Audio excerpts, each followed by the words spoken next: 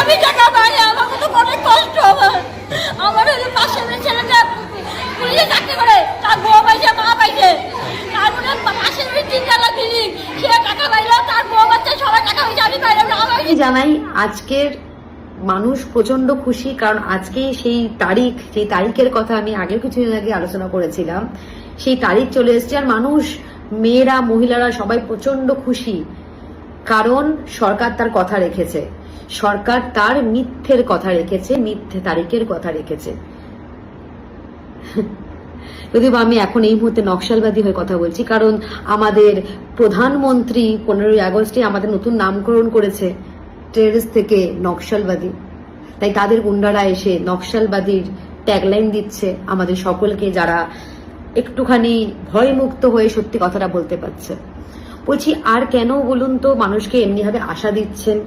আপনারা আসার আগেও আশা দিয়েছিলেন, এসে গিয়েও আশা দিচ্ছেন, এখনো দিয়ে যাচ্ছেন, আবারও নতুন কিছু আশা দেবেন আজকালকের মধ্যে নিশ্চয়ই।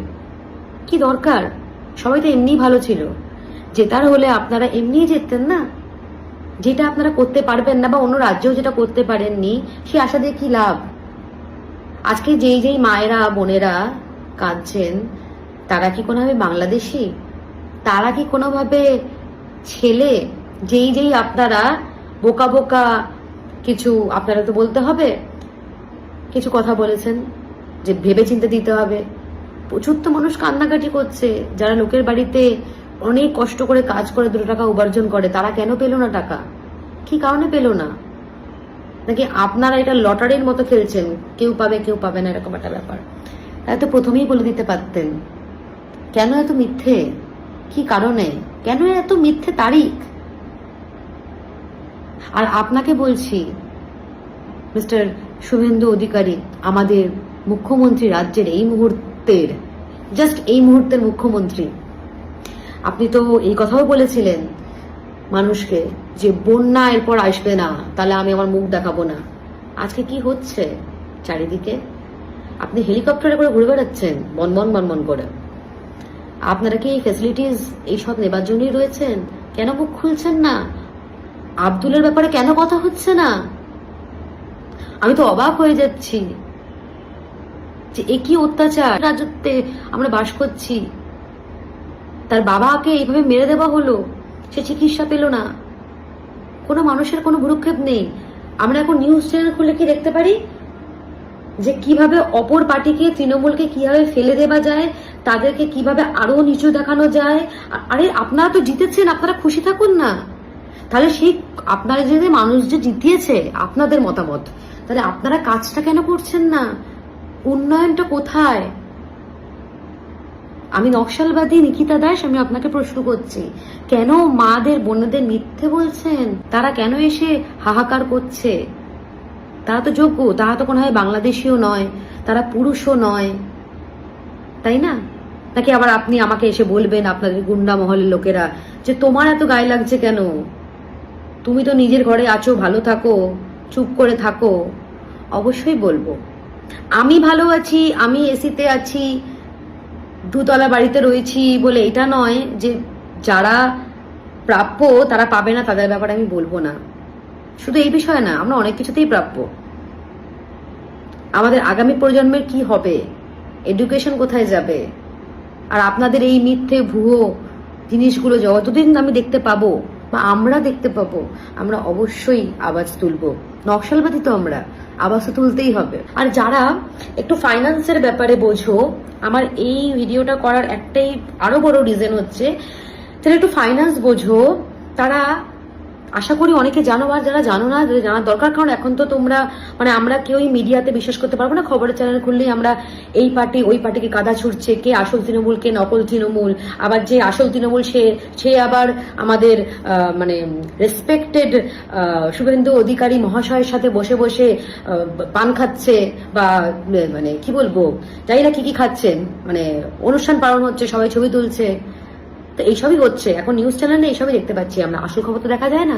তো যেটা আমি বলছিলাম, যারা ফাইন্যান্সের ব্যাপারে একটু বোঝো, এই বছরের কিন্তু পিএম কেয়ার ফান্ডের অডিট রিপোর্ট চলে এসছে। কারা কারা জানো? আচ্ছা, কারা কারা জানো না তাদেরকে আমি বলি, অনেকেই এখানে হয়তো জানে, কিন্তু কিছু মানুষ জানে না, কারণ তারা দেখতে পায় না। এই পিএম ফান্ডের কথা কাদের কাদের মনে আছে?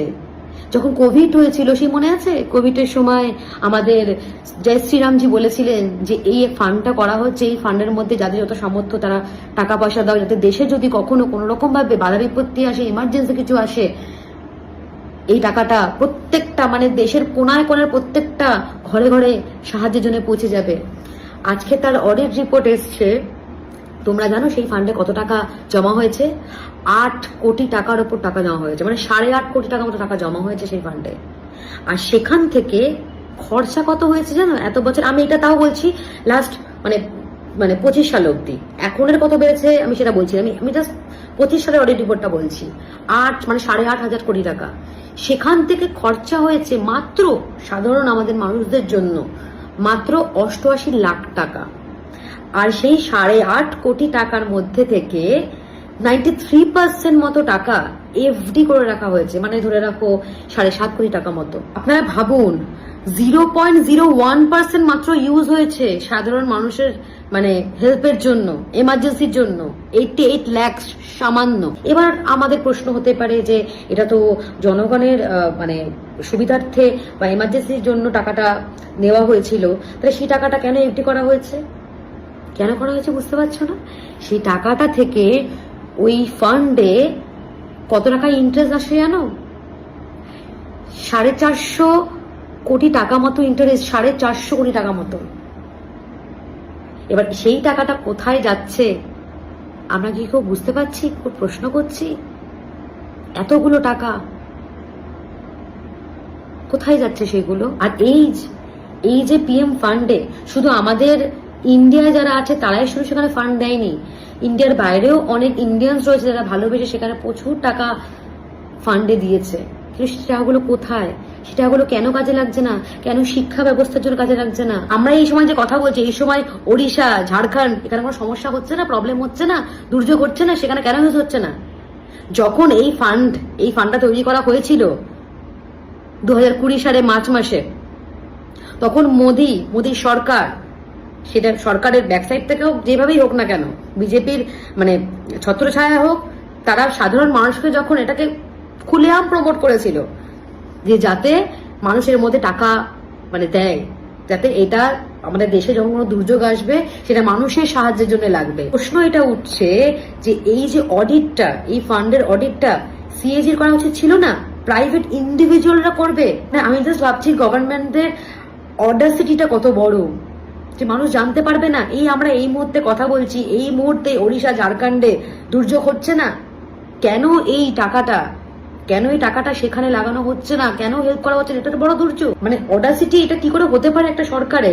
সে টাকাটা এইভাবে ঘোরাচ্ছে, প্রাইভেট ইন্ডিভিজুয়ালরা এটা অডিট করছে, মানে পুরোটা নিজেদের কন্ট্রোলে, পুরোটা। এটা কি পার্সোনাল ইউজের জন্য? ও হ্যাঁ, আপনাদের তো আবার ইডি সিবিআই কে টাকা খাওয়াতে হবে, আপনাদের বিধায়কদের টাকা খাওয়াতে হবে, নাকি আপনারা এটা ভাবছেন যে কিছুদিন বেড়াতে মানুষ জানতেই পেরে যাবে, বুঝতেই পেরে যাবে, তার আগে আপনারা টাকাটাকে আগে থেকেই প্ল্যান করে, কারণ আপনারা প্রচন্ড বুদ্ধিমান, আগে থেকেই প্ল্যান করে সেটাকে সেট আপ করে রেখে দিয়েছিলেন যে ভবিষ্যতের জন্য আমাদের কাজে লাগবে, আমাদেরকে অনেক এমএলএ এমপিসদের কিনতে হবে, বিধায়কদের নিতে হবে, আমাদের বাইরের লোককেও আমাদেরকে মানিয়ে গুছিয়ে চলতে হবে, ট্রাম্পকেও তো মানিয়ে গুছিয়ে চলতে হবে না, টাকা তো লাগবে মানুষের থেকে, জনগণের থেকে আর কত টাকা নেব? তাই জন্য এই ফান্ডটা করেছিলেন, তাই জন্য এফডি করেছিলেন। এফডি করে রেখে এই 450 কোটি টাকা মতো সেটা কোথায় যাচ্ছে, কি হচ্ছে, বা এই মুহূর্তে 2026 অডিট রিপোর্টে কি কেউ তো আমরা জানি না। আর আপনাদের সরকার আজকে আমাদের এখানে এসে বলছে যে আমরা মা বোনেদের টাকা দিতে পারছি না, আমাদের কমতি পড়ে গেছে। আমাদের দেশে প্রচুর টাকা রয়েছে, যে টাকাগুলো আপনারা কিভাবে ঘোরাচ্ছেন মানুষের হকের টাকা, সেটাও আমরা জানি না, আমরা জানতে পারছি না। আমি কেন বুঝতে পারছি না এই পিএম কেয়ার ফান্ডের ব্যাপারে কেন কেউ প্রশ্ন তুলছে না? কি কারণে তুলছে না? আমি নিজেই প্রশ্নটা জানতে চাই, বা আমরা সকলে জানতে চাই কেন। আমি প্রধানমন্ত্রীকে জিজ্ঞেস করতে চাই, আপনি বলছেন 15ই আগস্টে যে আমি ফ্রি কোচিং দেবো, চাকরি তো দিতে পারলেন না। আপনি ফ্রি কোচিং দেবেন, এদিক থেকে আপনি ওই দিক থেকে সরকারি স্কুল ভেঙে দিচ্ছে। পাঞ্জাবে গেল না কেন? ঝাড়খণ্ডে গেল না কিসের দুর্যোগের জন্য অপেক্ষা করছেন আপনারা? এই ফান্ডগুলো কি আপনারা প্রাইভেট ইউজের জন্য রাখছেন নাকি বিদেশ ট্রিপের জন্য রাখছেন? একদিকে বলছেন আপনি যে বিদেশে তোমরা যেও না, আর আপনি সেই মুহূর্তে এই বিদেশে 5-7টা ট্রিপ করে চলে আসছেন, আর সাধারণ মানুষকে মিথ্যে প্রতিশ্রুতি দিচ্ছেন অন্নপূর্ণা ভান্ডার নিয়ে বা অন্য অন্য রাজ্যে নানা রকম ভান্ডার নিয়ে, কিন্তু কোনো প্রতিশ্রুতি রাখছেন না। আমার তো ডাউট আছে যে এই কজন এই মুহূর্তে টাকা পেয়েছে তারা কন্টিনিউয়াসলি টাকা পাবে কিনা। মেন কথাটা কিন্তু অন্নপূর্ণা ভান্ডার পাওয়া নিয়ে নয়, মেন কথাটা হচ্ছে দেশের ব্যাপারে, দেশের মানুষের ব্যাপারে, রাজ্যের মানুষের ব্যাপারে। আপনারা জবে থেকে হয়ে গেল তো 100 দিন, আপনারা জবে থেকে এসছেন, আপনারা কি কাজটা করছেন একটু বলবেন? মিথ্যে প্রতিশ্রুতি দেওয়া ছাড়া, গুন্ডামো করা ছাড়া, আর মানুষকে এরকম তারিখ মিথ্যে প্রতিশ্রুতি দিয়ে ভোট নেওয়া, মিথ্যে কথা বলা, বন্যা হবে না, আমি এসছি, এগুলো বন্ধ করুন। আজকে আমাদের পশ্চিমবঙ্গে, এটা কত লজ্জাজনক বিষয়, এত বড় ঘটনা হয়ে গেল আব্দুলের সাথে, কিন্তু আমাদের পশ্চিমবঙ্গে কটা মানুষ এগিয়ে এসছে, বাইরে থেকে লোকজন আসছে প্রোটেস্ট করতে, তার হকের ব্যাপারে কথা বলতে। কেন মিস্টার শুভেন্দু অধিকারী এই নিয়ে কোনো কথা বলছেন না? আপনি তো এই রাজ্যের এখন দায়িত্বে, আপনি তো আমাদের সকলের সো কল্ড মাই বাপ, তাহলে আপনি কি করছেন? মমতা ব্যানার্জির মানে একদম ব্যাকে পড়ে থাকা ছাড়া আর কি কাজ করছেন? এই সরকার ওই করেছে, এই সরকার ওই করেছে, আর কতদিন বলবেন? আপনাদের তো 3-4টে রুলস আছেই, ধর্ম নিয়ে কথা বলা, আপনারা ছাড়া অন্য কোনো সরকার খারাপ বলা, তাদের প্রতি কাদা ছোড়া, সবাই নকশালবাদী, সবাই টেররিস্ট।